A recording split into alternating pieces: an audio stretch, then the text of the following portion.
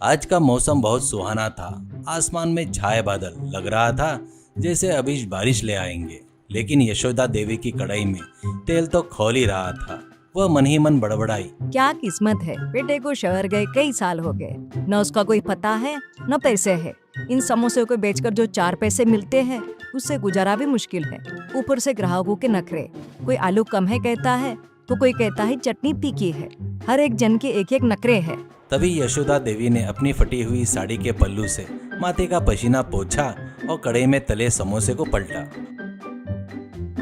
उसके सामने एक पुरानी बांस की टोकरी में गर्मा गर्म समोसे का ढेर था। अचानक उन्हें एक अजीब सी फुसफुसाहट सुनाई दी, जैसे उनके पैरों के पास कोई धीरे से बात कर रहा हो। उसने सोचा, कौन है? क्या बारिश के डर से कोई कुत्ते का बच्चा छिप गया है?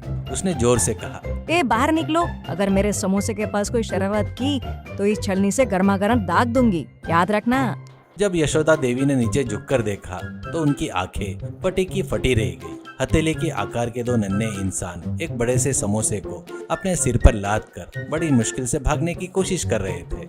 यह देखकर यशोदा देवी को समझ में नहीं आया कि वो डरे या हंसे। समझ में नहीं आया और वो चिल्लाई, अरे रुको रुको चोर, मेरे समोसे लेकर भाग रहे हो, इतनी हिम्मत आ गई तुमको? कहकर यशोदा देवी फट से झुककर उन्होंने झट से उन दोनों को अपने हाथ में पकड़ लिया। हाथ में फंसे वो दोनों नन्हे जीव हवा में पैर मारते हुए थर थर कांपने लगे। उनके हाथ से वो समोसा नीचे गिरकर चकनाचूर हो गया।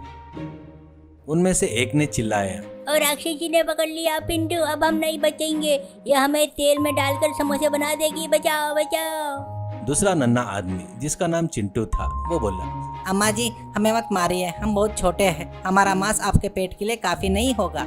आप चाहे तो हम हमारे महाराज जी से आपको सोना दिलवाएंगे, बस हमें छोड़ दीजिए। यशोदा देवी ने उन्हें गौर से देखा।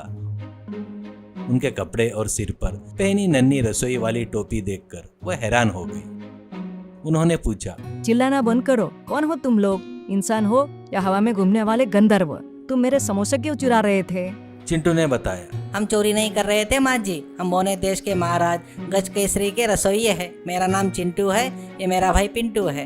हमारे देश के लोग ऐसे ही छोटे होते हैं और आप देखे तो पहाड़ जैसे हो, हम लोग तो तुम्हारे अंगूठे के जितने हैं। पिंटू ने रोते हुए कहा, हाँ माँ जी, हमारे महाराज को अनोखे पकवानों का बहुत शौक है। एक पक्षी के जरिए उन्हें पता चला कि इस प्रदेश में यशोदा देवी के समोसे अमृत जैसे होते हैं। ऐसे सुनकर खाऊंगा करके उन्होंने हमको इस राज जानने के लिए भेजा, लेकिन आपका समोसा हमारे लिए पहाड़ जैसा है, इसलिए हम दोनों मिलकर इसे ले जा रहे थे। यशोदा देवी जोर से हंस पड़ी। उन्होंने कहा, अरे बच्चों, इतना बड़ा समोसा तुम्हारे देश में कैसे ले जाओगे? रास्ते में कौवे तुम्हें और समोसे को उठाकर एक साथ ले जाएंगे, और इतने छोटे होकर तुम इसे कैसे खाओगे?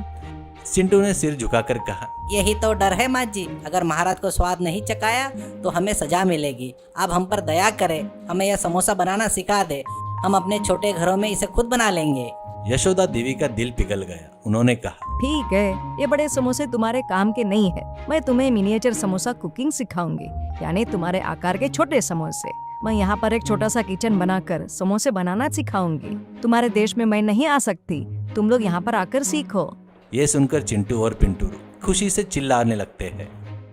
उन्होंने वहीं एक छोटी सी रसोई तैयार की और अभी यशोदा देवी उनको छोटी छोटी सुई की नोक जितने छोटे समोसे बनाना सिखाती है।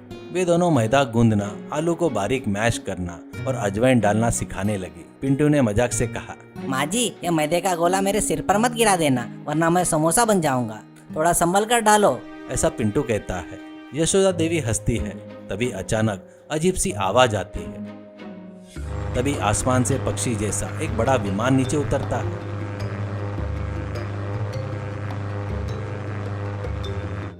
उसमें से खुद महाराज गज केसरी निकले। उनके हाथ में एक नन्ही तलवार थी।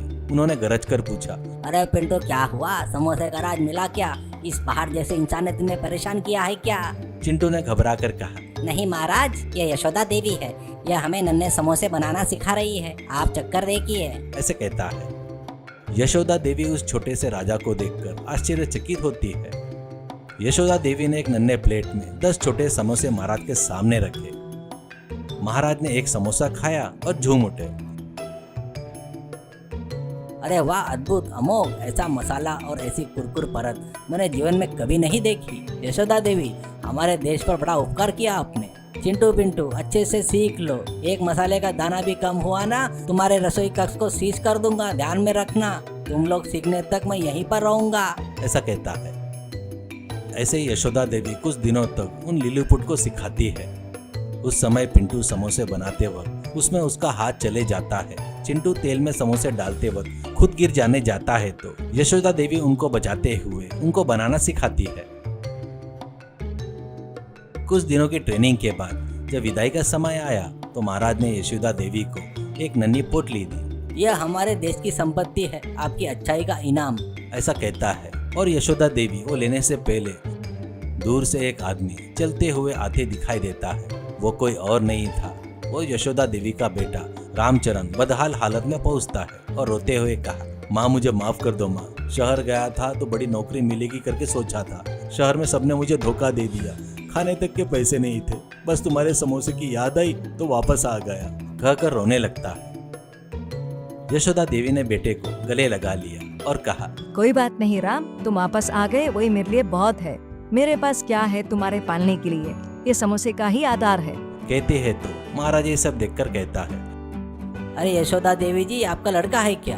इनके जैसी माँ को छोड़कर गया ना, इसके बदले में इसे सजा देने की सोच रहा था, पर तुम्हारे आंखों में प्यार देखकर छोड़ रहा हूँ। एक बार पोटली खोल कर देखो। ऐसा कहता है। जब यशोदा देवी ने नन्ही पोटली खोली तो उसमें सैकड़ों सोने के सिक्के थे। भले ही वो आकार में छोटे थे लेकिन उनकी कीमत बहुत ज्यादा थी। वो देखकर रामचरण का आश्चर्य से मुंह खुला रह गया और कहने लगा, माँ ये सब क्या है और ये छोटे लोग कहाँ से आए, इतने सारा सोना कहाँ से आया?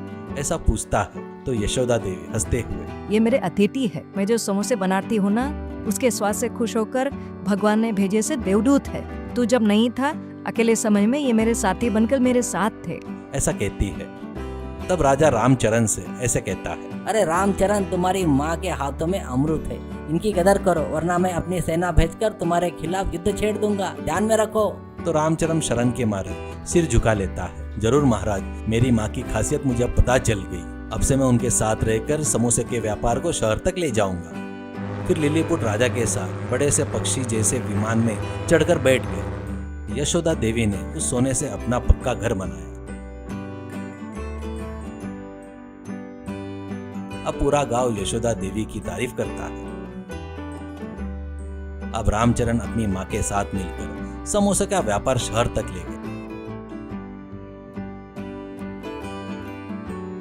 आज जब भी कभी रात के सन्नाटे में चिंटू और पिंटू गुप्त रूप से आते हैं, नई सब्जियां लाते हैं, यशोदा देवी से नए पकवान सीखते हैं। यशोदा देवी का घर अब केवल उस गांव के लिए ही नहीं बल्कि बौने देश के लिए भी स्वाद की राजधानी बन गया। सीख, हुनर और अच्छाई जहाँ भी हो, उन्हें सम्मान जरूर मिलता है। माँ पिता का आदर करना और मेहनत करने से जीवन में ऐश्वर्य और शांति दोनों प्राप्त होते हैं।